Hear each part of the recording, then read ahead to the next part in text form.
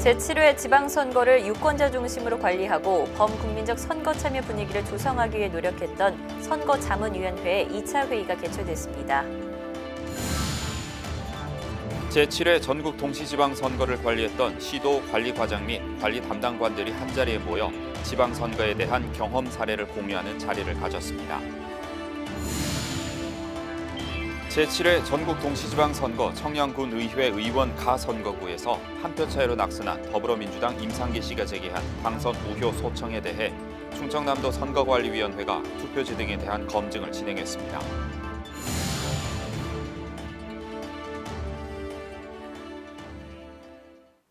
시청자 여러분 안녕하십니까? 한국선거방송 뉴스입니다. 제7회 지방선거를 유권자 중심으로 관리하고 범국민적 선거 참여 분위기를 조성하기 위해 노력했던 선거자문위원회 2차 회의가 개최됐습니다. 언론계와 학계, 법조계, 그리고 홍보 분야 시민단체 등 각계의 전문가로 구성된 선거자문위원들은 지난 6.13 지방선거를 돌아보고 국민 체감형 선거정책 실시를 위한 다양한 의견을 나눴습니다. 제7회 전국 동시 지방선거가 끝난 지 한 달이 채 지나지 않은 지난 9일, 선거자문위원회 위원들이 다시 한자리에 모였습니다. 제7회 전국 동시 지방선거의 결과를 공유하고 선거에 대한 평가를 진행, 추후 선거에 있어서의 개선 방안을 논의하기 위해서입니다. 경제적, 사회적 약자의 참정권 보장 및 가짜뉴스 등 비방 흑색 선전 대응 방안, 동네 민주주의 확산을 위한 정책 선거 활성화 방안 등 선거의 직면 과제에 대해 논의했던 제1차 선거자문위원회의에 이어 두 번째로 개최된 2차 회의에서는 중앙선관위 권순일 위원장과 김대년 사무총장을 비롯해 20여 명의 자문위원들이 참석한 가운데 새로운 위원 5명에 대한 위촉과 함께 선거정책실장의 지방선거에 대한 결과 발표, 현안에 대한 주제 토론이 진행됐습니다. 이번 동시지방선거와 관련하여 직접 겪으시거나 느끼고 들은 내용에 대해서 의견을 주시면 정말 고맙겠습니다. 오늘 주신 위원님들의 의견과 조언 역시 심의 있게 검토해서 향후 선거관리와 제도를 개선하는 데 적극 반영하겠습니다.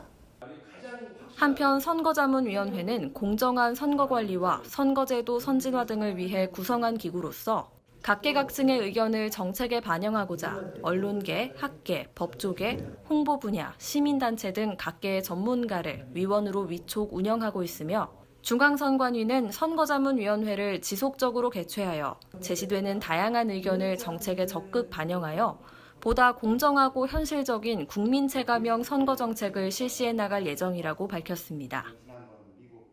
어떤 일에 있어서 경험만큼 좋은 교육 자료는 없을 텐데요.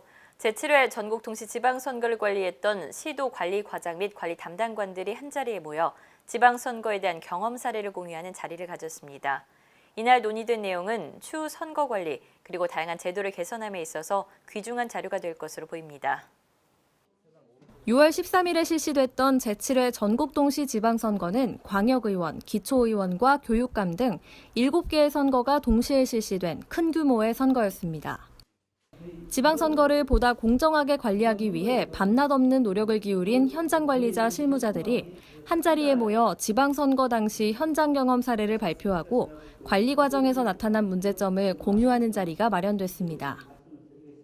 지난 12일 부여에서 진행된 제7회 전국 동시 지방선거 절차 사무 경험 사례 공유 및 개선 방안 논의 회의에는 시도 관리과장과 관리 담당관 그리고 선거계장 등 65명이 참석하였으며 지역별로 주어진 토의 주제에 맞춰 열띤 토론을 벌였습니다.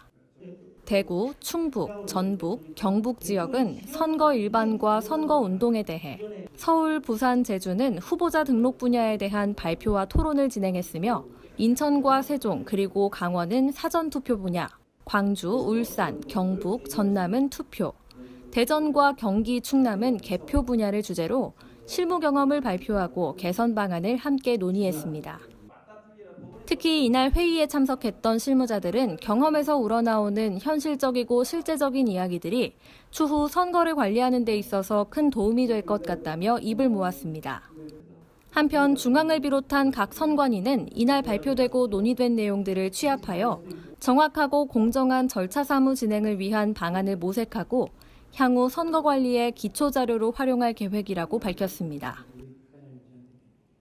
6월 13일 실시된 제7회 전국 동시지방선거 청양군의회 의원선거 가선거구는 한 표 차이로 후보자의 당락이 결정된 선거였는데요. 이후 해당 선거에서 한 표 때문에 낙선한 더불어민주당 임상기 씨가 당선 무효 소청을 제기했습니다. 충청남도 선거관리위원회는 임상기 씨가 제기한 소청에 대해 지난 11일 투표지 등 검증을 진행했습니다. 지난 6.13 지방선거에서 충청남도 청양군의회 의원선거 가선거구는 단 한 표 차이로 당락이 결정됐습니다. 한 표 차이로 낙선한 사람은 더불어민주당 소속 임상기 후보. 임 씨는 지방선거 당시 1,397표를 얻어 1,398표를 얻은 무소속 김종관 후보보다 한 표가 뒤졌습니다. 두 후보의 당락을 결정지었던 것은 인주자국이 묻은 표 하나였는데 개표 당시 청양군 선관위가 해당 표를 무효 처리했고 그 결과 임상기 후보가 한 표 차이로 낙선된 겁니다. 임 후보는 이에 대해 지난 18일 기자회견을 열고 충남도 선거관리위원회에 당선 무효 소청을 제기했고 지난 11일 충남도 선관위는 절차에 따라 투표지 검증을 실시했습니다. 소청을 제기한 임상기 후보와 무소속 김종관 의원 등이 참관한 가운데 12,000표를 일일이 손으로 검증했고 그 결과 충남 선관위는 원 개표에서 다른 후보 기표란에 인주가 묻어 무효 처리가 됐던 한 표에 대해 선거인의 의사를 존중하여 유효표로 결정, 임상기 후보의 득표수를 1,398표로 하고 두 후보가 동일한 수를 득표했다고 밝혔습니다. 공직선거법 제190조에서는 후보자의 득표수가 같을 경우에는 연장자 순으로 당락을 결정하도록 돼 있기 때문에 나이가 더 많은 임 후보가 당선인으로 결과가 뒤바뀌게 됐습니다. 중앙선관위는 단 한 표로 당선자가 뒤바뀐 이번 사례를 통해 유권자들이 한 표의 소중함을 깨닫기 바란다고 전하며 유권자들의 소중한 한 표가 무효표가 되지 않도록 반드시 한 명의 후보자에게만 기표할 것을 당부했습니다. 지난 12일 국회의원회관에서는 2018년 제1차 정당정책 토론회에 대한 설명회가 개최됐습니다. 중앙선거방송토론위원회 주최로 개최된 이번 설명회는 본 토론회에 앞서 토론자의 좌석 및 발언 순서 등을 결정하고 토론 주제와 진행 방식, 토론회 당일 일정에 대한 공지가 이루어졌으며 토론회 당일 원활한 진행을 위한 토론 시간 관리 시스템 운용 시연 등이 진행됐습니다.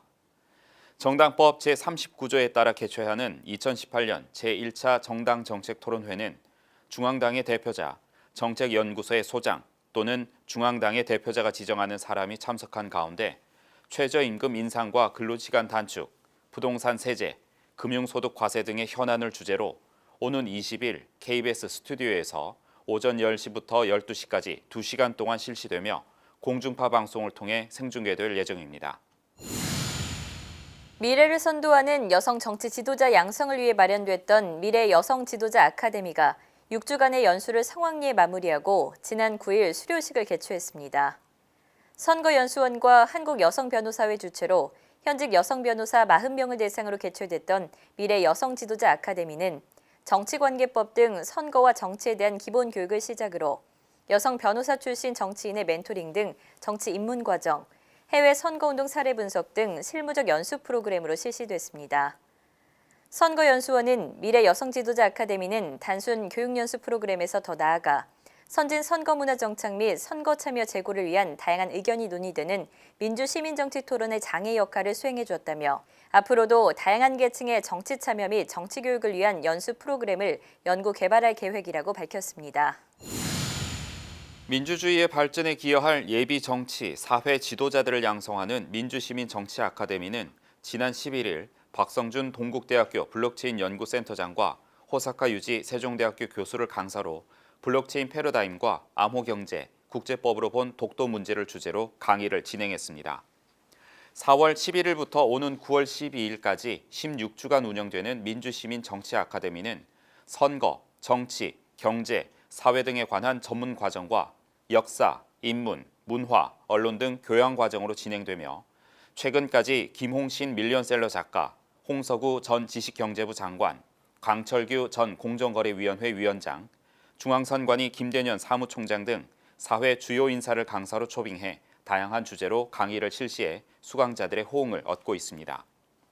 민주시민 정치 아카데미는 2013년 3월 첫 문을 연 이래 지금까지 350여 명의 사회 각계각층을 대표하는 민주 정치 지도자를 배출하는 등 민주주의 향상에 기여하고 있습니다.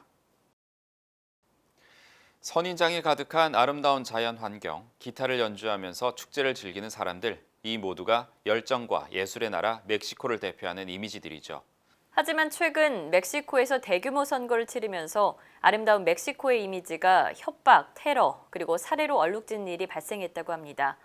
피해 나라라는 오명을 갖게 된 멕시코, 어찌된 영문인지 선거 토픽에서 확인해 보시죠. 2018 러시아 월드컵에서 우리나라와 같은 조에 편성되어 열띤 승부를 겨뤘던 멕시코. 멕시코는 태양과 선인장의 나라, 그리고 열정의 나라로 널리 알려져 있는데요. 반면 멕시코를 마약과 불법, 그리고 이민자의 나라로 기억하는 사람들도 많이 있습니다. 최근 멕시코에서는 대통령 선거와 상하원 의원을 뽑는 총선거, 그리고 기초자치단체장 선거 등 지방선거가 동시에 실시되는 역사상 가장 큰 규모의 선거가 치러졌는데요. 이 선거를 앞두고 멕시코의 부정적인 이미지를 한 번 더 각인시킨 사건들이 발생했습니다. 피로 물든 멕시코의 선거, 지금부터 확인하시죠. 지난 7월 1일 멕시코 전역에서는 대통령, 상원 128석, 하원 500석, 멕시코시티 시장 등 8개 주 주지사, 기초지방자치단체장, 지방의회 선거가 동시에 치러졌습니다. 총 3,400여 직위를 선출하는 대규모의 선거였는데요. 선거를 5일 앞두고 있던 6월 26일, 멕시코 남부 오악사카주 에후틀라시에서 지방의회 선거 후보 에미그디오 로페스 아벤다노와 선거 캠프 4명의 차량이 매복 공격을 당하는 일이 발생했습니다. 이 공격으로 선거 캠프 직원 한두 명은 간신히 살아남았지만 지방의회 후보자였던 로페스 아벤다노는 결국 살해당했는데요. 선거에 출마한 후보자를 대상으로 하는 살해와 테러 공격, 사실 이번만은 아니었습니다. 미초아칸주 오캄포 시장 후보로 출마했던 페르난도 앙헬레스 후아레스. 그는 로페스 아벤다노가 살해되기 하루 전 현지의 한 호텔에서 숨진 채 발견됐는데요. 사전 선거운동이 시작됐던 지난해 9월부터 살해당하거나 의문을 모른 채 목숨을 거둔 이 후보 정치인은 무려 130여 명. 이 밖에도 살해 위협으로 후보자에서 사퇴한 후보자의 수도 1000여 명에 달했습니다. 위협을 당하는 것은 후보자뿐만이 아닙니다. 특정 후보를 찍지 않으면 복지수혜 대상에서 제외시키겠다고 유권자를 협박하기도 하고 경쟁이 과열되면서 표를 사고 파는 행위도 비일비재하게 일어나는데요. 표 하나가 500에서 1000페소, 우리 돈 3만 원에서 6만 원으로 거래되기도 하고 돈 대신 집을 보수해주거나 수도를 설치해주는 등 불법 선거운동이 공공연하게 자행되기도 했습니다. 외신들은 이러한 피로 얼룩진 멕시코의 모습을 변화를 앞두고 있는 국민들의 여론에 따른 것이라고 이야기하는데요. 부패한 정당들, 치솟는 폭력 범죄, 그리고 줄어들지 않는 빈곤과 불평등의 원인이 몇십 년이라는 긴 시간 동안 멕시코를 지배했던 기존 정치인들이라는 생각이 조금씩 새어나오기 시작했기 때문입니다. 따라서 이번 선거에 출마한 많은 후보자들은 부패 일소, 공공서비스 개선, 그리고 마약범죄 조직 소탕 등을 공약으로 내걸었고 이들이 지지를 얻는 것을 우려한 정치인들과 범죄 조직들이 선거에 관여해 후보자들을 제거하는 일이 속출했던 것입니다. 수많은 테러 위협도 국민들의 변화에 대한 의지는 꺾지 못했습니다. 결국 7월 1일 치러진 멕시코 선거에서 89년 만에 좌파 정권이 탄생했습니다. 중도 좌파 정당인 국가재건운동당 소속의 안드레스 마누엘 로페스 오브라도르가 대통령에 당선됐는데요. 우파 정권을 더러운 돼지, 권력 마피아라고 강력하게 비난하며 대중들의 호응을 얻었던 로페스 오브라도르. 2006년과 2012년 대선에서 모두 낙선했던 그를 국민들이 선택한 것만 봐도 국민들이 얼마나 우파 정권에 실망을 하고 그들의 부패에 신물이 났는지 가늠이 되는 결과였습니다. 피로 얼룩진 선거 속에서도 국민들의 열망으로 이뤄낸 변화의 시작. 이제 남은 것은 국민의 선택을 받은 이들이 몸소 그 변화를 행동으로 보여주는 것입니다. 멕시코의 새로운 그리고 국민의 대통령 로페스 오브라도르의 임기는 오는 12월 1일부터 시작됩니다. 지금까지 선거 토픽 한보선이었습니다. 이어서 간추린 뉴스를 전해드립니다.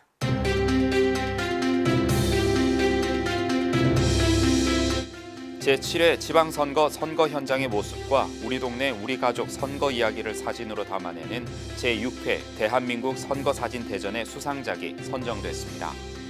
접수된 작품은 총 4,547편으로 지난 2일과 9일 일반 심사, 그리고 11일 특별 부문 심사 등 총 3번의 심사로 154편이 수상작으로 선정됐습니다. 수상작은 공모전 및 중앙위원회 홈페이지에 공고되었으며 이달 중 시상식이 별도 진행될 예정입니다. 중앙선거관리위원회는 깨끗한 정치를 희망하는 국민의 염원이 담긴 기탁금을 해당 정당에 지급한다고 밝혔습니다.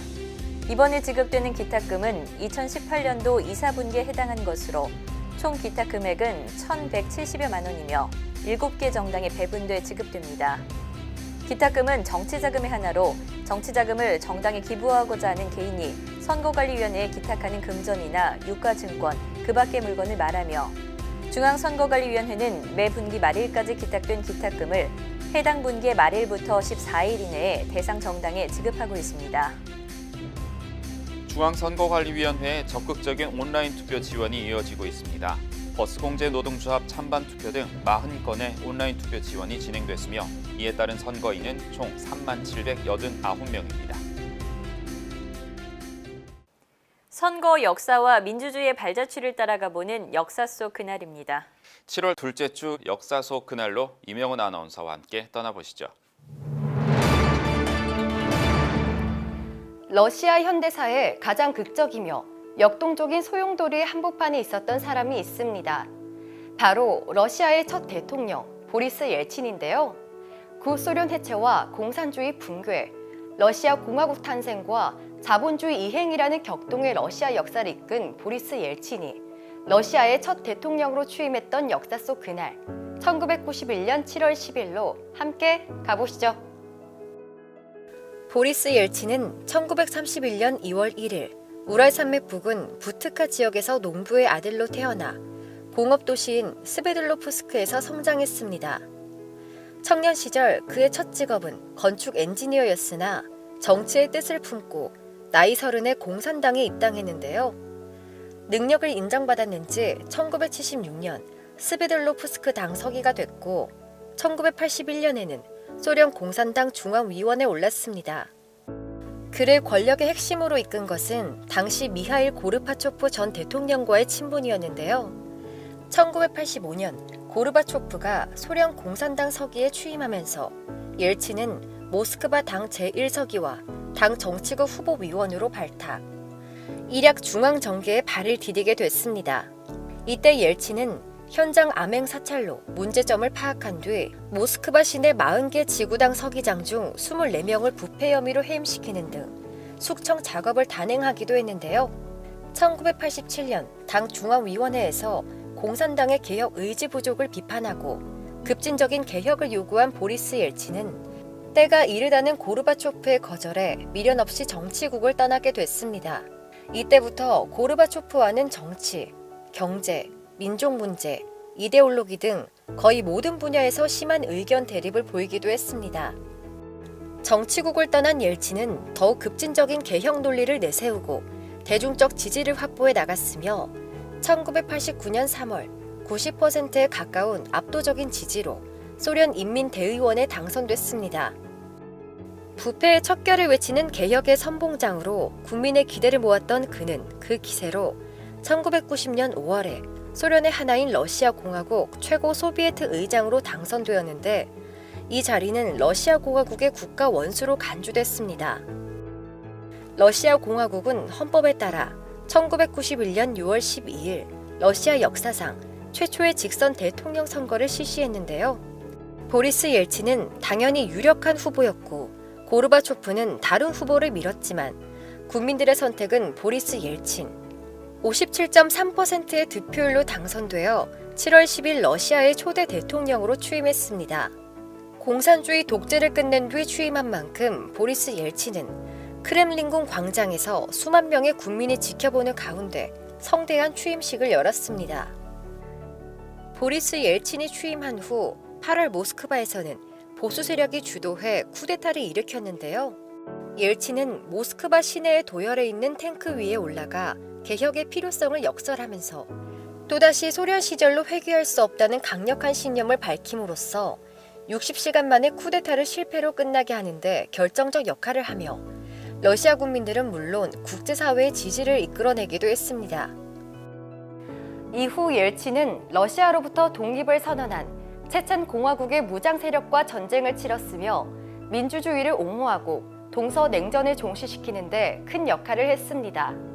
이후 1996년 대통령 선거에서 연임에 성공하지만 두 번째 임기가 끝나기 몇 달 전인 1999년 12월 31일 건강 문제와 후진 양성을 이유로 블라디미르 푸틴 총리를 대통령 권한 대행으로 지명하고 대통령직을 사임했으며 2007년 4월 23일 지병인 심장병으로 타계했습니다. 러시아의 첫 대통령 보리스 옐친은 구소련을 해체했고 보수 세력과 계속 대립하면서도 정치, 경제적 개혁을 추진했다는 점에서 긍정적인 평가를 받고 있는 반면 생활 수준을 급격히 저하시켰다는 비난도 동시에 받는 등 그에 대한 역사적 평가는 극명하게 엇갈리고 있습니다.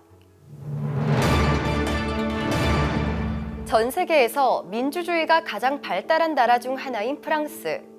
근현대 프랑스의 민주 정치 체계를 알기 위해선 프랑스 대혁명이라는 역사에 주목해야 하는데요.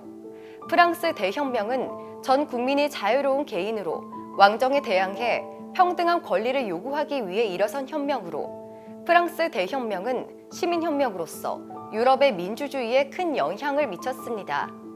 그런데 이 프랑스 대혁명의 서막은 바로 폭정과 독재의 상징이었던 파리의 바스티유 감옥을 함락시키면서입니다. 프랑스 대혁명의 시작을 알린 바스티유 감옥이 함락됐던 역사 속 그날 1789년 7월 14일로 함께 가보시죠. 당시 프랑스는 전 인구의 2%를 차지하는 성직자, 귀족 등 제1, 2의 신분은 세금을 내지 않고 시민, 노동자, 농민 등 전 인구의 98%를 차지하는 제3신분의 근로와 조세로 호화로운 생활을 영위했는데요. 루이 16세는 미국 독립혁명을 지원한 군사비 때문에 재정 궁핍에 빠졌고 더는 돈을 끌어올 곳을 찾지 못하자 세제 개혁을 하려 했지만 귀족 등 특권층의 저항으로 문제 해결에 실패했습니다. 그런 프랑스의 1614년 이후 160년 넘게 열리지 않던 삼부회가 1789년 5월 5일 베르사유 궁전에서 개회되면서 프랑스 대혁명은 시작됩니다. 삼부회는 제1신분, 제2신분, 제3신분이 한데 모여 열리는 프랑스의 근대적 의회였는데요. 제1, 2신분은 신분별로 나뉘어 투표를 하는 부별 투표를 주장했지만 제3신분은 모두가 한 표씩 동등하게 행사하는 두별 투표를 주장했습니다. 하지만 의견은 결국 좁혀지지 못했고 1789년 6월 13일 제3신분의 평민의원들은 국민의회를 결성하게 됐고 이후 7월에는 헌법제정의회로 명칭을 바꾸며 국민들이 바라던 헌법과 의회 정치를 시작하려 했습니다. 이에 루이 16세를 비롯한 기득권층은 삼부회 회장의 폐쇄를 명하였지만 제3신분은 뜻을 굽히지 않았고 이를 무력으로 탄압하기 위해 국경지대에 있던 군대를 불러들여 베르사유 주변에 집결시켰는데요. 억압을 더 이상 참을 수 없었던 파리 시민들은 1789년 7월 14일 일제히 바스티유 감옥으로 행진을 시작했습니다. 바스티유 감옥을 점거 장소로 정했던 것은 이곳에 보관된 무기와 탄약을 확보하기 위해서였는데요. 진압을 위해 달려온 군대도 시민의 열기에 쉽사리 손을 쓰지 못하면서 결국 프랑스 전역에 농민 봉기가 일어나게 됐습니다. 파리 대혁명이 시작되던 그날 루이 16세는 온종일 사냥으로 지친 몸으로 일기에 한 마리도 못 잡았다는 아쉬움을 적은 채 밤 10시쯤 침소에 들었고 신하가 헐레벌떡 뛰어와 바스티유 감옥 함락 소식을 전하자 잠이 덜 깬 루이 16세는 폭동인가? 라고 물었으며 신하는 아닙니다 폐하, 현명입니다 라고 말했다고 전해지고 있습니다. 바스티유를 함락한 민중들은 감옥 사령관 드 로네를 붙잡아 참수한 후 그곳에서 밤늦도록 춤을 추며 승리를 만끽하기도 했습니다. 바스티유 감옥은 이후 현명 정부에 의해 철거됐으며 바스티유 함락으로 시작된 프랑스 대혁명은 왕을 단두대에서 처단하고 국민 주권을 기반으로 한 공화국을 건설하게 됐습니다. 바스티유 감옥 자리에는 오늘 바스티유 광장이 위치해 있으며 광장 중앙에는 52m의 7월 혁명 기념탑이 있고 이 탑 밑에는 1830년 7월 혁명 때 희생된 사람들의 유해가 묻혀 있습니다.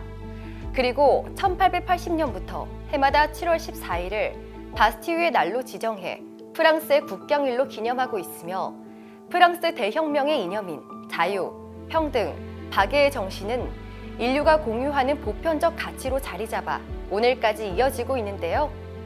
프랑스 대혁명의 역사를 통해 자유, 평등, 박애 정신에 대해 다시 한번 생각해봐야 할 것입니다.